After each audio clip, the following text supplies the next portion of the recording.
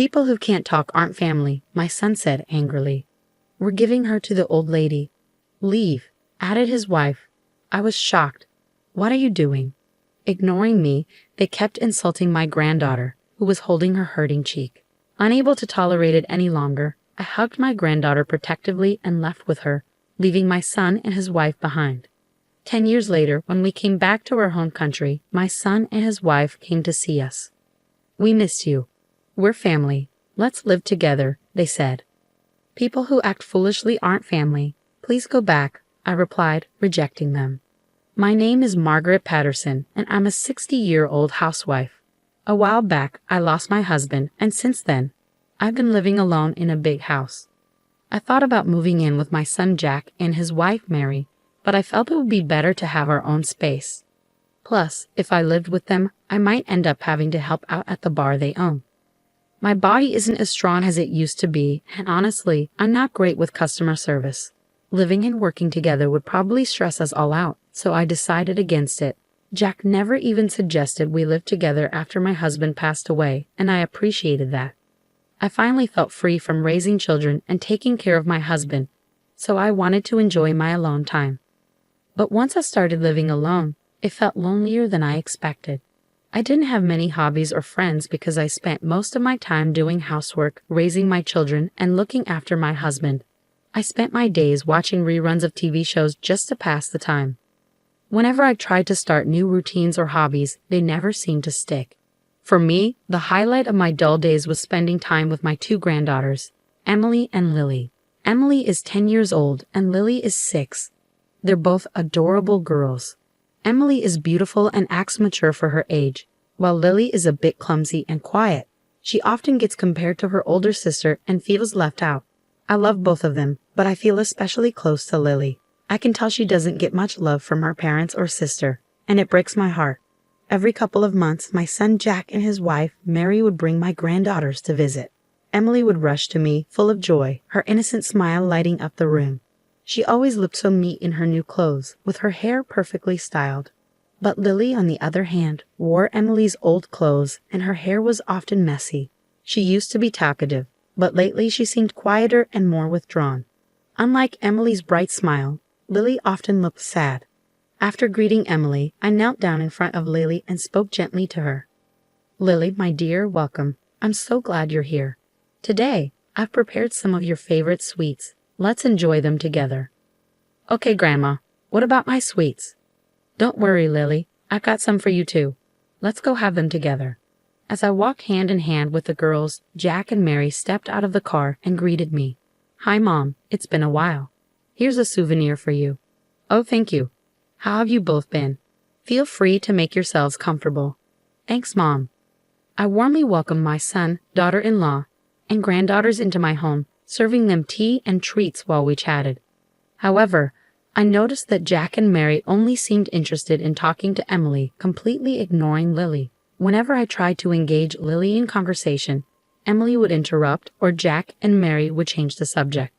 I was worried about how they were treating Lily, but I didn't want to cause any conflict, so I silently observed. But later I realized that not speaking up was a mistake. One day, I went to visit Jack and Mary's house, bringing along some sweets for everyone. As I reached to ring the doorbell, I overheard Jack shouting from inside. Why are you always so quiet? Can't you say something? I was startled. As I reached for the front door, it opened easily. Without hesitation, I took off my shoes and made my way down the hallway. Upstairs, I could hear voices. You know, it's because you don't talk at school that I feel embarrassed, right? As I climbed the stairs, the shouting continued, followed by a sharp, dry sound. When I opened the door where the noise was coming from, I saw Jack and Mary scolding Lily, who was sitting on the floor, while Emily was holding her hand as if in pain. Lily looked like she was about to cry, holding her cheek, while Emily seemed to be in pain, waving her hand around. Hey Lily, did your sister hit you? Why don't you say it hurts? If you can't speak, then you're not part of this family. Leave. We'll send you away. What on earth do you think you're doing? I pushed past my son and his wife, and Emily immediately hugged Lily, who was sitting on the floor, to shield her. I gave them a stern look. They were taken aback for a moment, but then composed themselves. Mom, why did you just barge in like that? You should have knocked first, Jack scolded. Yeah, Margaret, that was quite rude of you, Mary chimed in. What's truly rude is how you're treating this little girl, I retorted firmly. Jack, aren't you supposed to be a father? How can you stand there and berate your own child? And Emily, why did you hit your sister? It was the first time I raised my voice at Emily. She appeared frightened for a moment, then hung her head and murmured, I don't know. Mary quickly pulled Emily into a hug and shot me a hostile look. Please don't blame Emily, she said sharply. I met Mary's glare with an unwavering gaze. Shielding Emily after she hurt her sister isn't how a mother should react. Jack, who had been observing, pointed accusingly at me and shouted, Mom, what's gotten into you? Leave that fool alone. The real fools here are you two. Apologize to Lily, I demanded, standing my ground. Was going to apologize? None of them seemed remorseful and continued to insult Lily without hesitation. Lily, nestled in my arms, weakly clung to my clothes, her expression vacant. Had they been mistreating her like this all along? Before I could fully process the situation, I lifted Lily protectively and declared, I'll be taking care of Lily. I can't leave her here. With that, I stormed out of the room, leaving the three of them stunned behind me. After a moment of stillness, Jack hurried after me, a smirk playing on his lips. Thanks, Mom. I didn't know how to deal with this mute. Stunned by my son's callous words, I was taken aback when Mary emerged from behind him, holding a worn-out bag and a backpack. Here are Lily's things. Please take care of her, Mary said brusquely, thrusting the bags into my hands. Lily and I exchanged shocked glances as we looked up at the faces of my son and daughter-in-law. It was evident that they were pleased to see Lily leaving their home. Stunned by what had transpired, I left their house without uttering a word. In silence, Lily and I returned home, where I gently removed her shoes at the entrance. Then, I noticed Lily sniffling. Looking at her tear-streaked face, I saw her biting her lip, clearly upset. I embraced Lily tenderly, comforting her with soft pats on her back. Lily, I know it's been tough for you. I'm sorry I couldn't intervene sooner, but things will be different now. Grandma is here for you. I will protect you. From that day onward, Lily and I began living together. Because of the pain she had endured from her parents, she stopped speaking altogether. Even a simple good morning seemed beyond her ability to vocalize. Her teacher informed me that she couldn't communicate with her classmates or teachers at school. Concerned, I took her to the hospital for a checkup, where Lily was diagnosed with selective mutism. The doctor explained that the severe stress caused by her parents and sister had triggered intense anxiety and fear, rendering her unable to speak, no matter how hard she tried. However, the doctor reassured me that as Lily adjusted to her new environment, she would gradually regain her ability to speak. On the journey home from the hospital, I bought Lily a cute notebook and a pen. Listen, Lily, if there's anything you want to say to me or anyone else, write it in this notebook. Draw pictures or write words, then try saying the words out loud, even if it's just a little bit at a time, okay? Lily eagerly opened the notebook and started writing with the pen. As I watched quietly, she showed me the page she had been working on. It said, "Thank you, Grandma," with a little drawing of my face. Lily then tried to say the words aloud, but she struggled and looked down, feeling disappointed. "Lily, you're doing really well. Keep going, one step at a time. You're doing great, gold star for you," I encouraged her as I gently patted her head. Lily looked up and managed a small smile. Lily began using the notebook and pen I gave her to communicate at school, and it seems she's gaining confidence. Over time, she gradually learns to speak, and 2 years later, she's able to talk normally. Grandma, let me tell you about today at school. Every day when Lily returned home, she eagerly shared the events of her day with me. Seeing her fully recovered and full of life filled my heart with joy and relief. Then one day, I attended a parent-teacher conference at Lily's school. As we entered the classroom, a friendly-looking teacher greeted us. Both Lily and I greeted her back with a cheerful "Hello, teacher," before taking our seats. As I discussed Lily's progress at school and at home, she sat nervously in her chair. Lily's grades have been steadily improving since last year. Take a look at her report card, the teacher said, showing us her grades. The chart showed a consistent upward trend since Lily started living with me, with a significant improvement recently. I'm sure her dedication to studying is paying off. She's been tackling difficult books and solving complex problems almost every day, I said, giving Lily's head a gentle pat. Ever since she found her voice, she had shown a keen interest in studying at home. She would dive into challenging books and tackle difficult problems, and on test days, she'd proudly present me with perfect scores. I framed and hung up all her perfect test papers, feeling a swell of pride every time I looked at them. I see. In that case, how about having her take an IQ test at the hospital? Suggested the teacher. IQ test? I asked for more details, and the teacher explained.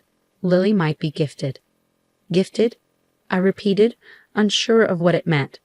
The teacher clarified that gifted children are naturally very intelligent. Lily seemed to possess a level of intelligence comparable to, if not exceeding, that of an adult. The teacher suggested that it might be beneficial to have an IQ test done so we could ensure she receives an education suitable for her exceptional talents. So without hesitation, I took Lily to the hospital for an IQ test. As the teacher suspected, Lily was indeed gifted. I was astonished to discover Lily's exceptional ability. When I asked her how she found her studies in elementary school, she responded with a bored expression. To be honest, it's too easy and boring.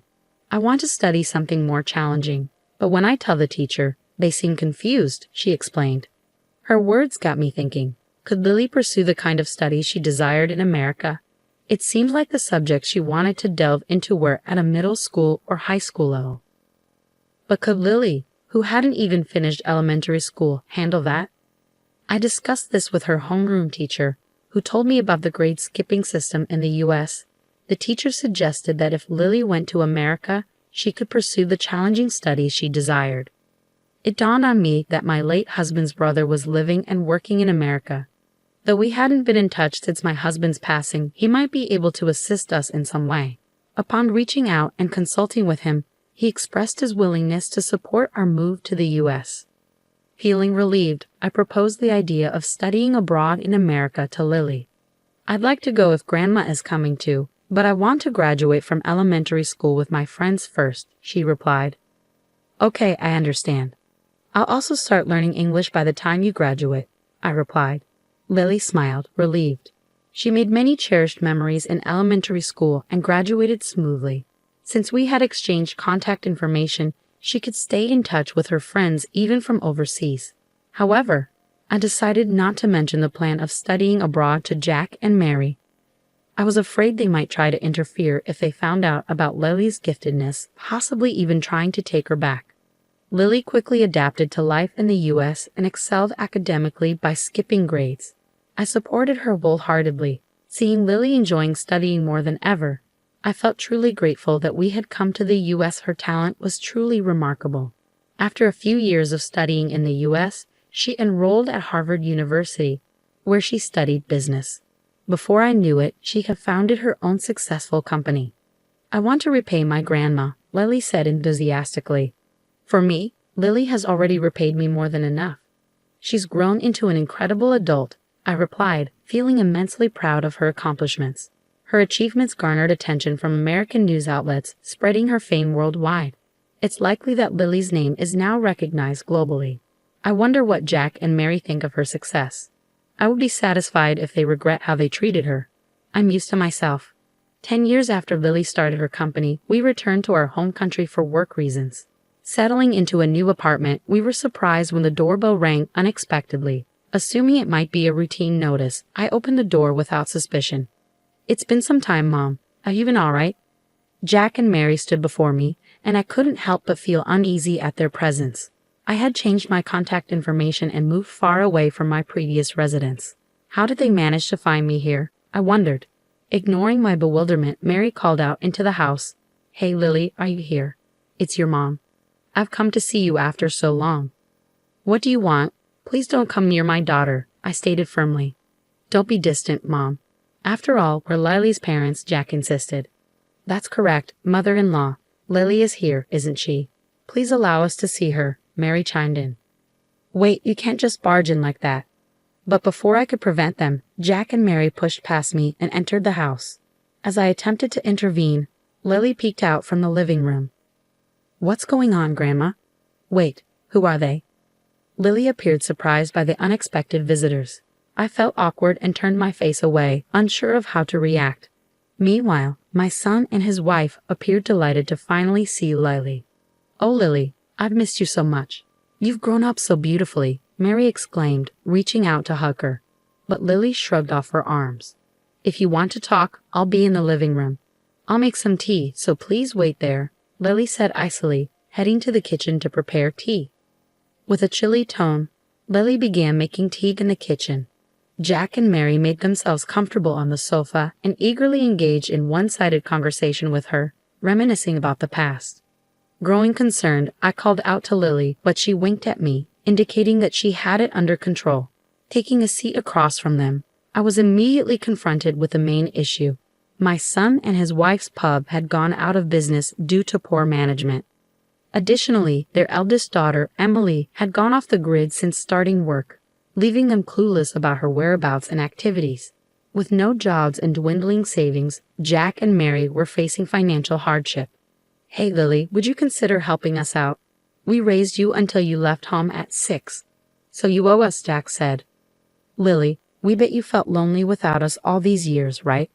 Let's live together again. We can make up for lost time and create new memories as a family," Mary pleaded. It was difficult to watch my son and his wife desperately pleading with Lily. While it pains me to admit this about my own son, I couldn't understand how things had turned out this way. Where had I gone wrong in raising him? Lost in my own guilt, I was abruptly brought back to reality by Lily's voice. "Idiots aren't my family. My only family is Grandma. Please leave," Lily stated calmly, a cool smile on her face that I had never seen before. "But Lily..." "Please wait," I interjected, but Lily remained resolute. She firmly escorted them out the front door, locking it with a decisive click. Peering out the window, I watched as my son and daughter-in-law walked away with defeated expressions, their shoulders slumped in resignation. "Grandma, what's on your mind? Should we consider moving?" Lily asked with a laugh. It turned out she had been secretly planning to build a house for us to live in together, designing it with accessibility in mind for my sake. "Thank you, Lily," I said gratefully. Blushing, Lily chuckled with embarrassment. Several months later, we moved into our new home. Thanks to Lily's thoughtful planning, I now live comfortably with all the necessary accommodations. Our shared memories adorn the walls, and even the notebook and pen we bought when we first started living together have their place. Every time I see them, tears well up in my eyes. Today, I think I'll cook Lily's favorite dish for her, I thought to myself as I made my way to the kitchen.